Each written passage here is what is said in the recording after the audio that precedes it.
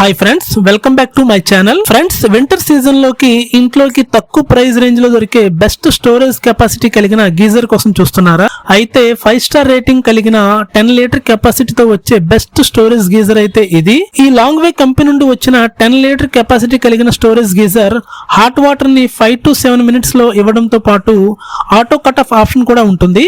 దీనిలో ఇంకా additional smart features తో పాటు BIS సర్టిఫై చేసిన కాపర్ హీటింగ్ ఎలిమెంట్ వాడటం ద్వారా పవర్ఫుల్ హీట్ నైతే ఇస్తుంది.